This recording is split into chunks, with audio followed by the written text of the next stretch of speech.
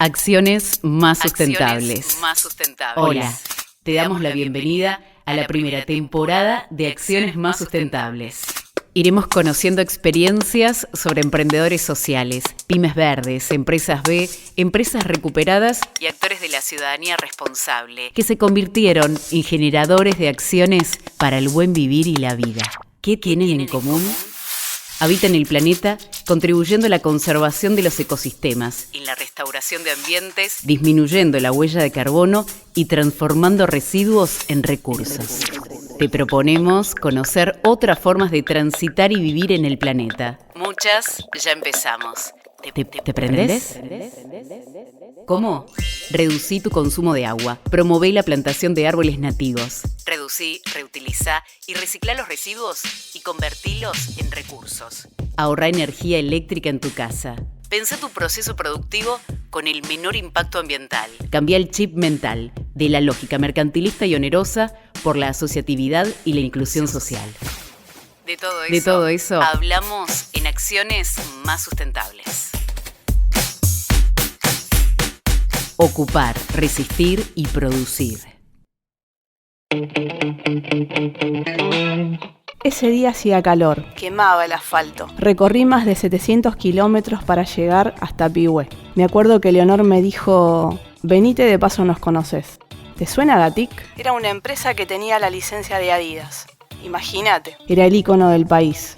La gran empresa industrial textil de capital nacional, iniciada en la década de los 60, que alcanzó a tener 8.000 trabajadores y muchas plantas de producción en todo el país. En todo el país. Nacemos, estudiamos, transitamos. Trabajamos, producimos en las organizaciones, pero estas pueden morir, pueden desaparecer. Este es el caso de Gatic. Vaya historia que tiene esta empresa. ¿Y qué infraestructura? La conserva luego de más de 20 años, después de la quiebra del 2001. El objetivo de mi viaje era conocer la casa matriz. Haciendo la analogía con el vientre materno, era eso, el lugar donde se iniciaba la vida, donde estaba el núcleo de la actividad. Hace décadas, cuando la industria nacional textil marcaba el ritmo del país, la producción de Gatic eran zapatillas, botines, remeras deportivas. Todo lo del deporte. En una palabra, Adidas. Pihue es un pueblo chico, Pintoresco. con estilo francés, Allí se realiza la fiesta del omelette. donde utilizan 15.000 huevos para 7.000 porciones. Fue fundada en 1884 por inmigrantes franceses. Tenés que conocer esa ciudad, vale la pena. Es el camino de las sierras, qué lindo que es Buenos Aires. La empresa recuperada. Que fui a visitar, ocupa varias manzanas. Cuando recorres el predio, no lo podés creer, es una ciudad dentro de otra. La inmensidad de la planta se va gigantando a medida que caminas por los sectores. Ves maquinarias de la época De los 60. y sigue funcionando. Nunca había visto esa tecnología y esas formas de tejer la tela. Estaba asombrada. Ese día conocí a Leonor, a Marcos y a Francisco. En sus diversos roles como socios, directivos, dirigentes y líderes, me contaron sus historias. Sin lugar a dudas, esas vivencias no te las olvidas más. Reflexionando a la distancia y observando las actividades que vienen realizando, Afirmaría que son los únicos que se mantienen en pie. Son referentes a nivel nacional e internacional. Hoy quienes fueron trabajadores hasta el 2001 son socios y socias y gestionan la empresa. Supieron hacer Sanitex. una unidad de negocios que nace en pandemia. Marcos es quien gestiona la producción de la textil. Es el director de la planta. Con Sanitex, el año pasado, cuando empezó el tema de las restricciones, nosotros unas semanas antes del 20 de marzo, que fue cuando salió el decreto, como todos o la mayoría veníamos viendo que iba a pasar eso, digamos, que se iba a restringir el movimiento, la actividad y demás, y empezamos a desarrollar con la Secretaría de Salud algunos insumos básicos sanitarios, barbijos, camisolines y ese tipo de cosas que no conocíamos nada, absolutamente nada, en absoluto. Entonces hicimos algunos camisolines, hemorrepelentes, empezamos a investigar un poco de telas y a buscar proveedores, porque no conocíamos proveedores, porque todos los insumos que se usan o la mayoría que se usan como protección de ese tipo, están hechos con telas no tejidas, que no es nuestra actividad ni nuestro mercado, digamos, no conocemos proveedores, nada. Así que nos pusimos medio acelerados a buscar proveedores y a desarrollar los artículos, y los primeros artículos que hicimos fue con tela que había acá, porque hay un fabricante de bolsas de supermercado acá en nuestra planta. Hay una máquina que trabaja por ultrasonido que hace esas bolsas de supermercado. Entonces tuvimos rápido, yo estoy hablando de todo lo que hicimos en 15 días, digamos, en una semana. Agarramos esa materia prima y empezamos a desarrollar algunos artículos y se los fuimos dando sin cargo, digamos, de donación al hospital, porque como la mayoría de los hospitales tenían insumos para la necesidad que tenían en ese momento. Y no había oferta, o sea que no tenían barbijo, no tenían nada. Y después dijimos, bueno, esto se va a parar, empecemos a pensarlo como una cuestión comercial, pero ya. Empezamos a buscar algún mercado, digamos, pero inmediatamente, el 20 de marzo, con la planta cerrada quiere decir que estaba parada, sin actividad, veníamos 10, 15 compañeros a la portería a hacer turnos de guardia, y nos empezaron a llamar de clínicas, hospitales, Secretaría de Salud de todo el país, desesperados porque no había oferta de ningún tipo. Convocamos a 20, 25 compañeras que estaban en las casas para que vengan a la planta a confeccionar los insumos, y paralelamente íbamos haciendo toda la gestión comercial de venta y compra de telas, y se empezó a fabricar camisolines y barbijos de forma casi artesanal, con máquinas de coser. Los barbijos que usamos, los quirúrgicos, se hacen con máquinas automáticas de ultrasonido, pero bueno, acá había máquinas de coser. Y empezamos a hacer barbijos y camisolines, y era el único movimiento económico que teníamos. Digamos, éramos, 30 trabajando acá, entre la confección, la portería y el movimiento comercial, y después había 70, 80 en la casa. Y dijimos, bueno, acá lo que se paga nosotros tenemos una despensa de insumos básicos que los socios compramos en esa despensa, digamos, alimenticios, de limpieza, todas esas cuestiones. Y dijimos, bueno, vamos a sostener eso, porque no sabemos cómo va a seguir el tema de la pandemia, no teníamos ni idea. Sostengamos eso, sostengamos los insumos sanitarios como para tener un movimiento económico, y el resto vemos qué pasa, porque todos nuestros proveedores de tela estaban cerrados, nuestros clientes estaban cerrados, se cortó de golpe, digamos, de una semana para la otra. Y bueno, empezamos con esa actividad que estuvo sola prácticamente 2 meses. O sea, durante 2 meses solamente tuvimos movimiento económico a través de la venta de insumos sanitarios. Y después salió, desde ahí ya empezamos a pensar en una marca, en darle un formato de marca. Y bueno, empezamos con el diseño de la marca y el registro de la marca, y a pensar también porque el Ministerio de Desarrollo Productivo sacó un programa de ANRs para financiar proyectos que estén directamente relacionados con el COVID.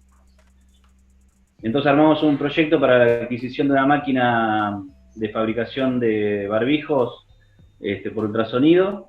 Contactamos proveedores, ofertas de China, que eran como las que más oferta había y más accesibles. Y bueno, presentamos el proyecto, se aprobó, y después empezamos a hacer las gestiones ya con el proveedor y con Aerolíneas Argentinas para poder traer la máquina. Todo esto sin gente en la fábrica, con las 20 compañeras y compañeros que estaban en confección haciendo camisolines, y con los que veníamos a la portería a hacer de seguridad, digamos. Así que te voy contando y me voy acordando, ¿no? Porque después empezamos a trabajar y se reactivó la parte textil, y es como que no pasó, pero digamos, lo que se hizo fue, en el tiempo que se hizo, fue bastante rápido y con un esfuerzo tremendo. Hoy lo tomás como, uy, sí, compramos una máquina de barbijo, pero tuvimos un mes hablando con un proveedor chino a la madrugada, hasta que pudo venir la máquina. Desde el Estado, digamos, hubo una mano tremenda, digamos, porque la urgencia del Estado también era que haya insumos en el país. Las unidades de negocios que la cooperativa promueve están pensadas para que sus socios puedan continuar trabajando, antes y en pandemia, privilegiando la reubicación en las áreas, para continuar con la producción y evitar el cesanteo de las actividades. ¿Por qué no es mala palabra la eficiencia? Sanitex y Fibra no son Adidas. Es una cooperativa que busca mejorar continuamente y en la ciudad de Pihue representa una de las principales actividades económicas. luego del empleo público. ¿Y por qué el modelo funciona entonces? ¿Cuáles son las acciones sustentables que se pueden ver? Preguntas que parecieran sencillas de responder, pero no lo son. Algunas pistas que nos deja Marcos van en línea de la asociatividad, de la cosa mancomunada, de incluir y de respaldarse entre los y las asociadas. Las marcas, en este caso, conservan la identidad colectiva y el esfuerzo del trabajo cooperativo. En una charla que tuve con José Abeli, líder del movimiento de empresas recuperadas, me decía lo siguiente. No, para nada. Mirá, yo no creo que la eficiencia sea una mala palabra. Todo lo contrario, ¿eh? Para mí es algo medio provocador, desafiante. Básicamente es como que es el toyotismo social. Esto va en beneficio del empoderamiento del trabajador. No es concentrar ganancias en manos de solo los empresarios. Tiene que ver con el desarrollo del trabajador, el conocimiento, básicamente que el trabajador tenga más herramientas para poder defenderse en la vida, para tener otros trabajos, para poder tener valor, ¿sí? O sea, la eficiencia puesta en manos de los trabajadores básicamente es el desarrollo social. ¿Qué hubieras hecho vos si el lugar donde trabajaste toda tu vida quiebra y te quedás en la calle? Le diste tu vida, los mejores años. A cambio de nada. En ningún país de Latinoamérica lo entienden. Dicen que la propiedad privada no se toca y que es ilegal ocuparla. Si hablas con un brasilero, con un chileno, un mexicano, un boliviano o tantos otros, Nos miran raro. pero en Europa comenzó la cosa. Allá sí saben de qué se trata.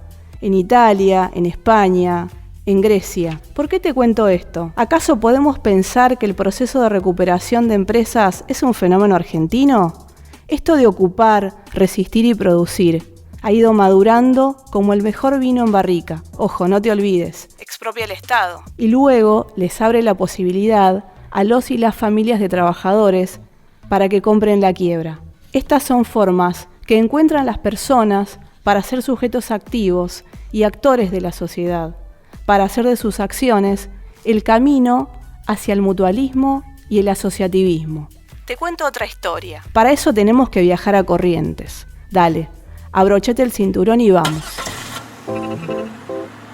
Utrasa es otra empresa recuperada de la ex Gatic. Aún sigue en pie, bajo el lema de ocupar, resistir y producir. Ellos y ellas, a diferencia de la textil de Pihue, hacen botines de fútbol, botas petroleras, calzados de seguridad, bajo normas IRAN e ISO. Además de alpargatas y zapatillas. Ya pasaron 18 años de la quiebra, que dejó a más de 400 personas en la calle. Todos y todas mantienen en su memoria aquellas épocas donde la empresa era el pulmón del pueblo. Ubicada en San Luis del Palmar, a 30 kilómetros de Corrientes, también conocido como el pueblo peregrino. Guarda en su paisaje una hermosa flora, abundancia en palmeras y una gran cantidad de fauna, todo nutrido de 2 cauces de río. Aquí la celebración es en honor de la Virgen de Itatí. Y también está la fiesta del chicharrón. Asociados a la marca del litoral, a la marca país, De la mano del gobierno de la provincia, pudieron generar un lugar en el mercado y llegar a ser reconocidos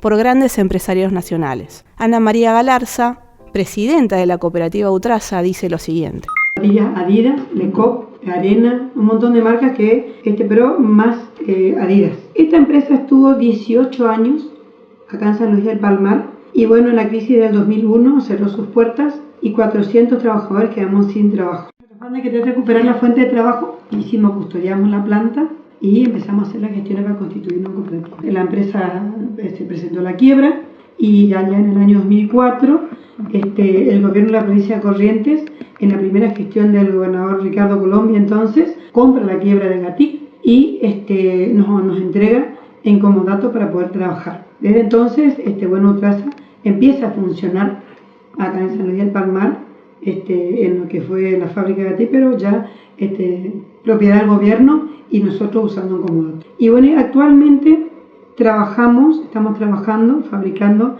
zapatos de seguridad de la marca Funcional y Boran. Esto es de la empresa Maincal, es una empresa de Rosario, tiene 50 años como empresa fabricando zapatos de seguridad y nosotros le fabricamos aproximadamente 60 modelos, desde el más sencillo hasta los modelos premium. Cuando nosotros recibimos la cooperativa teníamos algunos problemas en todo sentido, entre ellos no tener un producto propio. Entonces nos pusimos a trabajar y a mediados de 2015 logramos nuestro primer producto propio, pusimos nuestro primer stand en las fiestas patronales acá en San Luis del Palmar en el mes de agosto. Vendimos 13 pares del 21 al 25 de agosto, que lo celebramos con bombos y platillos porque era importante para nosotros, y seguimos trabajando, vendíamos acá en la fábrica, de a poquito porque es paso a paso, nada se puede hacer de un día para otro.